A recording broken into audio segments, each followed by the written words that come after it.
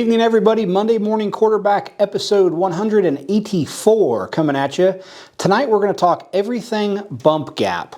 So we get a lot of questions on what bump gap is, how to set it, when you should change gap versus bump rubber. We're going to cover all that tonight as efficiently as possible and try to answer all your questions. Before we dive into that, I'm going to quickly answer a question that we got last week after we did the torsion bar video, which I think was a couple weeks ago, but this question just came through, and it's what happens to a torsion bar after the 20 to 25 nights. We made mention in that video that typically micro, midget, and sprint car racing, typical lifespan for a torsion bar is 20 to 25 races. Well, why? It looks perfectly fine. Like, what? Well, why am I getting rid of this thing or swap meeting it, throw it in the trash after 20 to 25 nights? What actually happens to it? It's a great question. So it actually slows down on the rebound side. So if you just simply had a spring rater and you rated the bar on the compression side, it's going to be very comparable in rate as to what it was new, and oftentimes even harder. The material kind of can get work hardened and the spring rate might actually go up.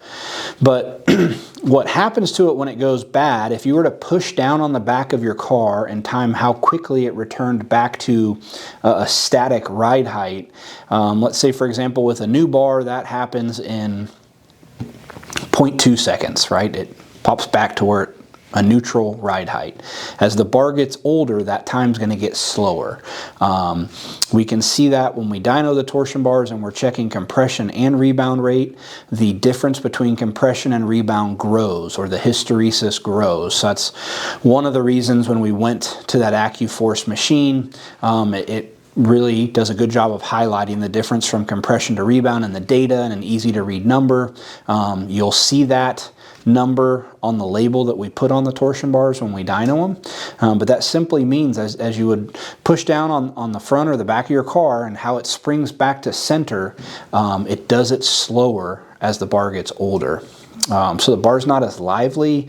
If you're putting turns in the bar, it's not going to respond the same just because the rebound has gotten much slower. So that's also another area that when people will ask us questions like, what's the difference between a chalk and a Schroeder, or why should I use a Schroeder over a DMI, or I got a different brand in all four corners, and we highly recommend to not do that because depending on the size of the hole that bar's gun drilled at, or if it's tubular, the effective length of the bar, and what that company's heat treat process is like, that's where the real feel difference comes in the torsion bar, is how fast it rebounds. And certain bars rebound faster than others.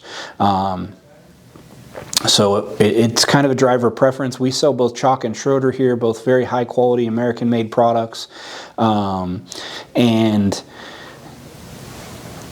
what do you prefer, chocolate or vanilla? I don't recommend mixing and matching because they do dyno slightly different, but you know, if you use Schroeder bars and you love the way they feel, then keep using them. And if you use chalk bars and you love the way they feel, keep using them.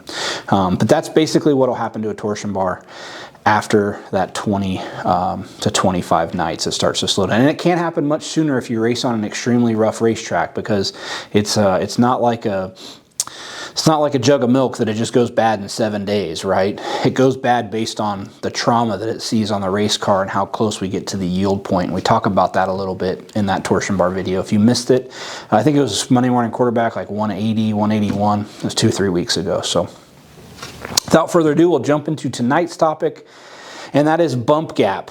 So we are seeing bump rubbers being used very regularly on anything with a wing on it, from micros up to sprint cars, 305, 358, 360, 410. Pretty common that they run them on the left rear.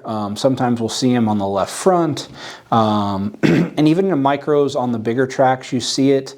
Some guys run them all the time, but definitely on the bigger tracks. So we've covered before, you know, what a bump rubber does and why we keep it in a cup. We've done bump rubber specific videos, why this bump rubber versus, you know, that bump rubber. we've got some videos on that.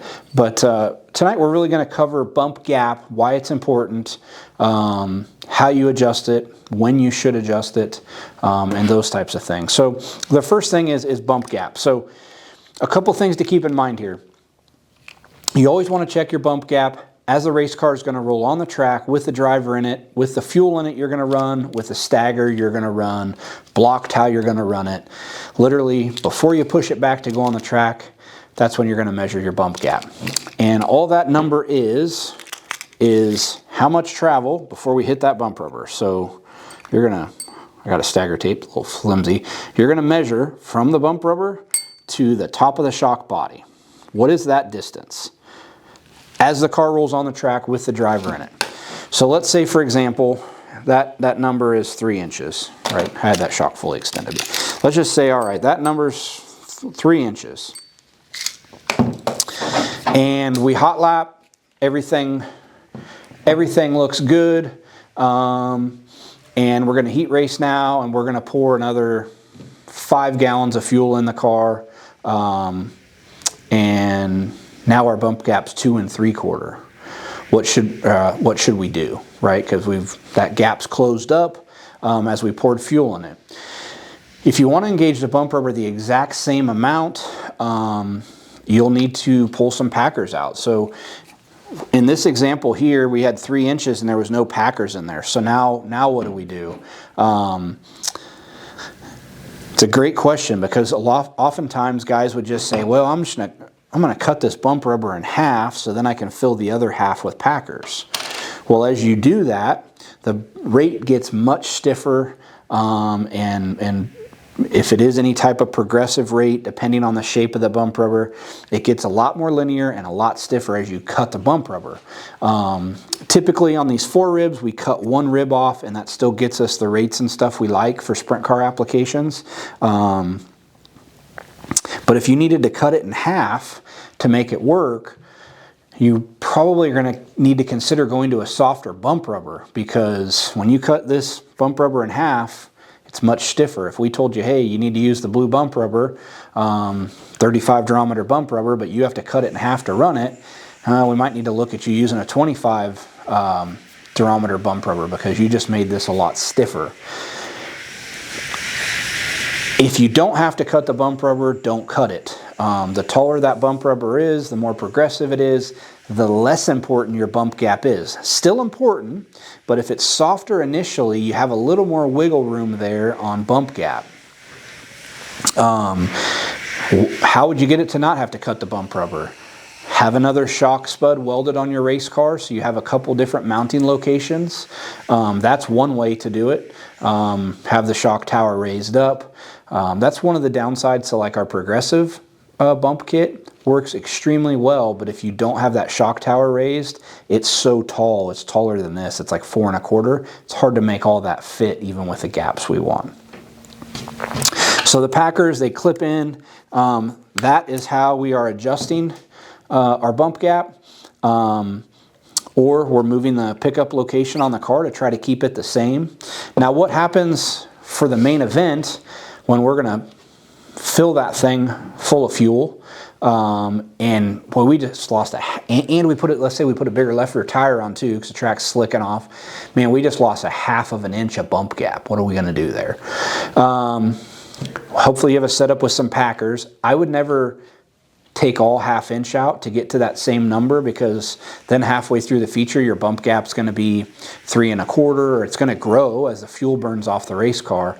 So typically we would split that in half. If we lost a 1/2 inch, so we went from 3 to 2 1/2, we might try to get it to 2 3/4. So you're going to be in it a little bit heavy early, but in the middle stages of the race your gap should be just right.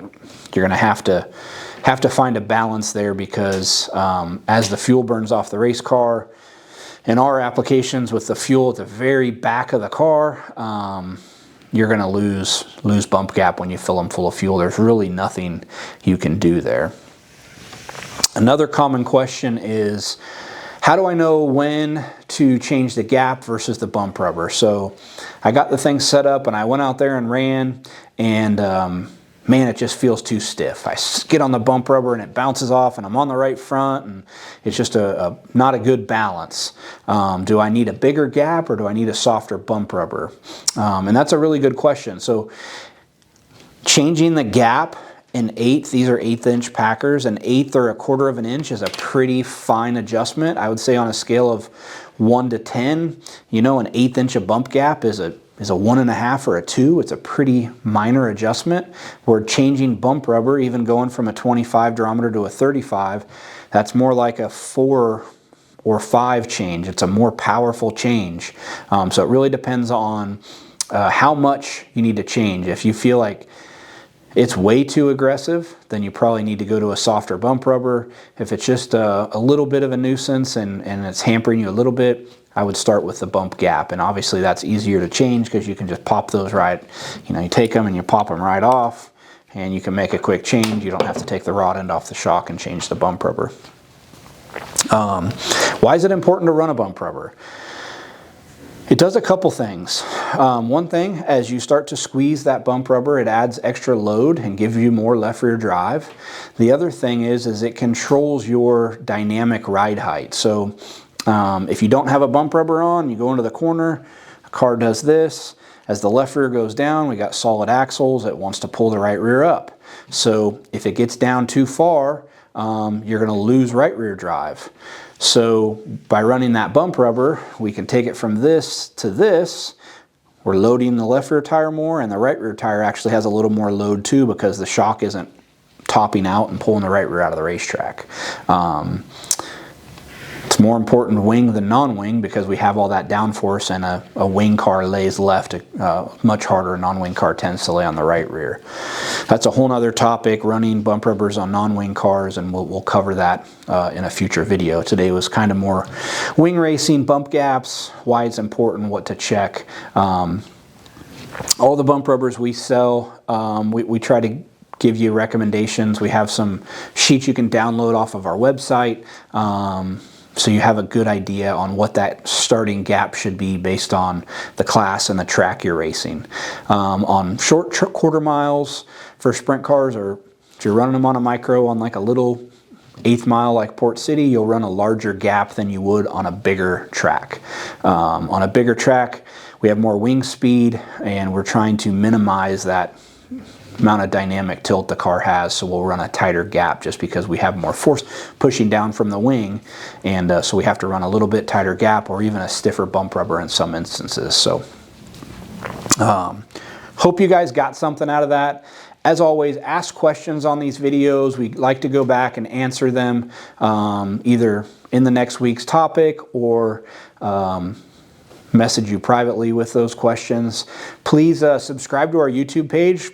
We're like 10 people away from breaking the 3,000 mark. I'd like to get it over 5,000 before the end of the year. That just helps us continue to produce these videos.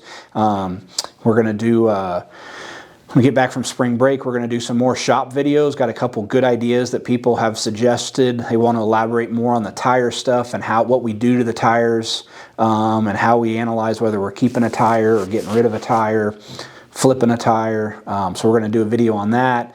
Got a great question on ballast and how I mount ballast in the race cars and how I recommend to do that. So we're going to cover that. So we'll have some good shop videos coming up soon. Thanks again for tuning in, and hope you guys have a great week.